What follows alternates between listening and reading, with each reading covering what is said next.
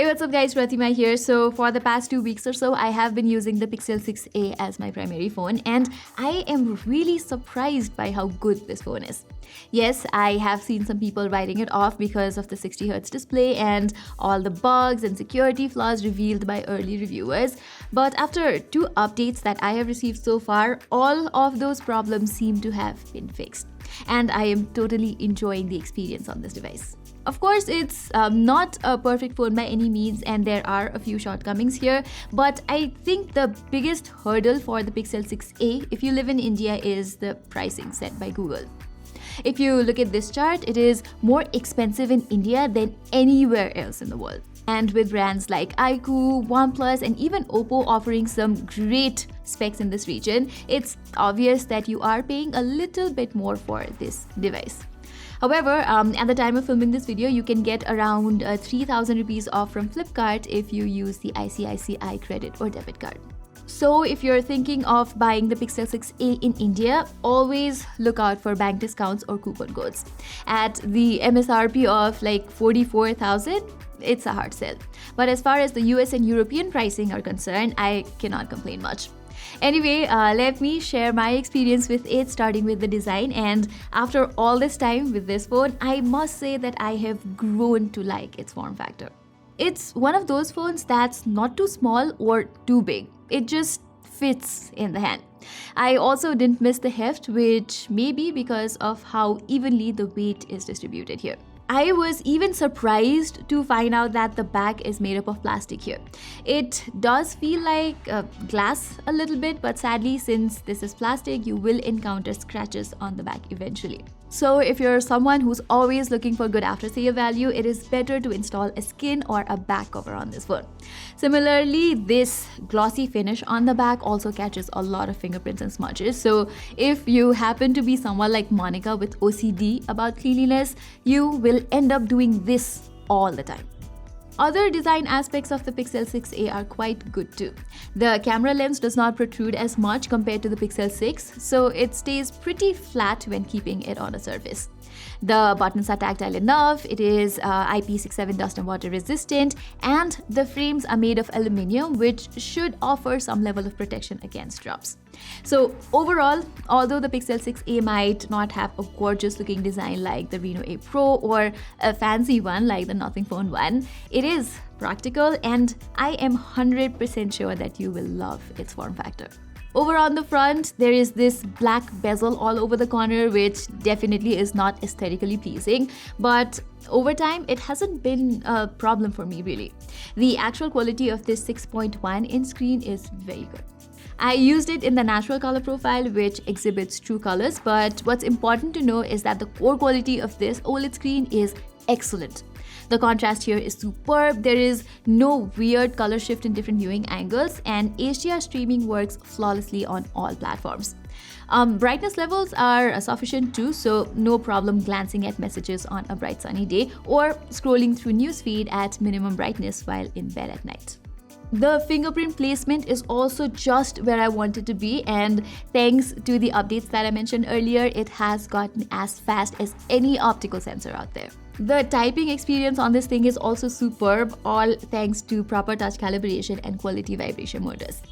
That being said, this display refreshes at just 60 Hz, and that's kind of suicidal, you may assume. If any Chinese brands or even Samsung had done this, that would have been game over. But since Google has optimized this UI incredibly well, I personally did not feel the 6a's 60Hz screen to be choppy. Yes, 90Hz would have been nice, but I am honestly surprised to see this 60Hz screen not being a problem for me. And because this is a 60Hz panel, I was able to get good, if not great, battery life. Google claims that this is a one-day battery phone, and I was able to get similar results on moderate usage. On days that I would game a lot and constantly use 4G mobile data, I had to charge the phone as soon as I reached home at around 7 p.m. But I think they could have squeezed a bigger 5000 mAh cell here, which would have improved the endurance even more. Similarly, the Pixel 6a supports just 18 watt charging, and it takes around 1 hour and 45 minutes to get fully charged. So if you're someone who has used the 65-watt charger on your OnePlus or Realme devices, it will take some patience to shift to this. But if you're someone whose experience with fast charging is just Samsung's 25-watt or iPhone's 20-watt solution, shifting to the 18-watt charger should not be that big of a problem. Now, another thing that I'm satisfied with here is the performance. The Pixel 6a uses the same Google Tensor chipset as the more expensive Pixel 6 and 6 Pro, but what's crucial to understand here is that this chipset is more than 6 months old now. And all the issues that we saw on the Pixel 6 series earlier, like unusual overheating, unoptimized FPS in games, and the likes, have all been fixed during this time. And thus, we get a much more reliable performance on the Pixel 6a. The Tensor chip still gets slightly warm under normal usage, but that is nothing to worry about. The actual performance here is just as fast as you would expect for a phone at this price segment. And despite having just 6 GB of RAM, I found the memory management to be pretty good, and it can handle everything you throw at it. But if you game a lot, you will be better off with phones like the iQOO 9 or the OnePlus 9 RT, which offer a better gameplay experience in practically every title. But if you're just a casual gamer like me, it's no problem. While we're talking about gaming, one thing that I practically enjoyed here is the 4-finger claw grip in games like Call of Duty, and that's mainly due to the smaller form factor. However, the Pixel 6a does get quite hot on the back under heavy gaming sessions. In games like Genshin Impact, which is both CPU and GPU taxing, the FPS stability takes a hit with every fluctuation, which means the gameplay is not all that enjoyable. But I just want to reiterate that the overall performance of this year's Pixel 6a is commendable. Perhaps a big leap over what we got on the Pixel 5a or the Pixel 4a before that.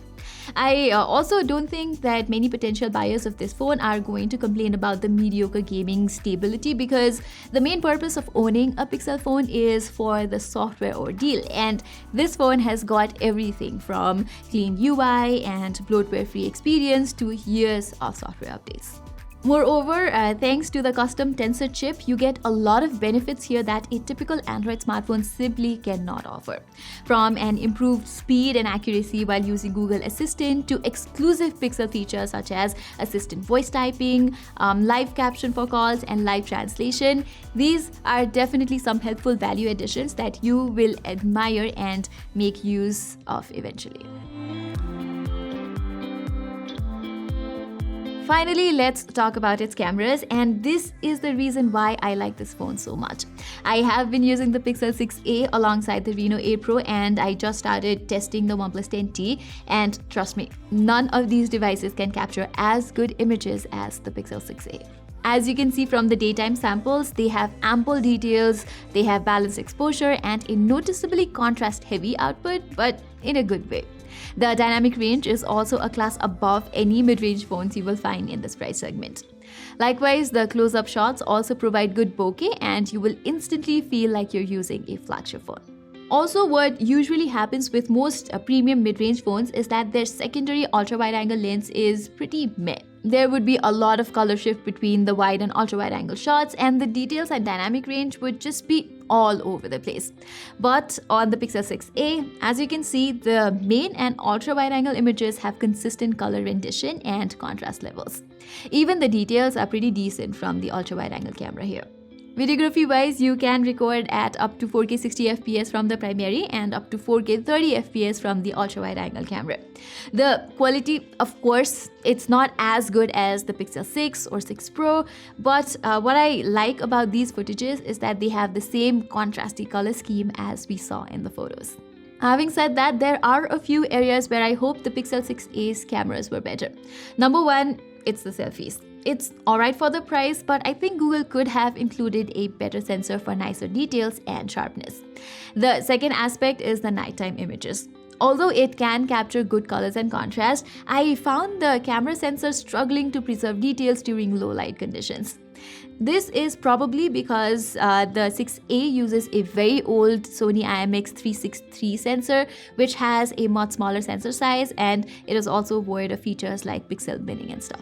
Besides this, I think Google needs to roll out an update and fix the skin tone in the portrait shots. As you can check for yourself, it clearly messes up the subject's skin tone.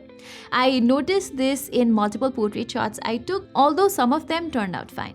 Finally, even the selfie videos are quite average. As you can see, the field of view is not very wide, the detail levels are quite low, and the selfie videos are only capped out at 1080p 30 fps. And I think this is weird because the Pixel 6a is one of the best cameras when it comes to photography, but when it comes to selfie videos, not so much. So if you go on a trip somewhere and you shoot from the selfie camera, the videos are just going to come out average. Alright, I almost forgot to mention to you that the Pixel 6a only accepts one physical SIM and one eSIM. Since I only use one physical SIM, I don't have a problem with it, but it could be an issue for those who used to. I have also heard people complaining about the call quality and dropped calls, but I am happy to report to you that I haven't faced any such issues. The audio quality from the earpiece is loud and clear too, with no call drops. By the way, this earpiece also works as a secondary speaker, and there is one downward firing speaker for stereo effect. The output is decently loud with not much distortion and a respectable dynamic range. So you can expect a pretty decent experience while listening to music and watching movies here. Overall, to conclude this video, I have to say that I really enjoyed my time with the Pixel 6a. I honestly did not expect it to be this good. The funny thing is that just before I started using this phone, I kept thinking that this video might turn out to be a rant of sorts, because on paper the Pixel 6a is not a great deal by any imagination, at least not when you look at the specs. It has a plastic body, a 60Hz screen, and a sluggish charging for a whopping 44,000 Indian rupees. But despite all this, I am genuinely impressed. Of course, you can find phones like the OnePlus 9RT or the iQOO 9 with superior hardware specs, but I am 100% confident that none of them can match the experience and the camera quality of the Pixel 6a. And one more thing, I hope to see Google address the exorbitant pricing issue in India sooner than later. One of the ways it can do it is by manufacturing Pixel phones in India itself, which should keep the price down by a significant amount. But whether Google wants to aggressively expand its smartphone business in this part of the world remains to be seen. But seeing how good the Pixel 6a is, I really want that to happen soon. So guys, with this, we've come to the end of this video. Do let me know in the comments what do you think about the Pixel 6a, and if you like this video, don't forget to give it a thumbs up, and while you're there, don't forget to subscribe to our channel. Till then, I'm Pratima and thank you so much for watching.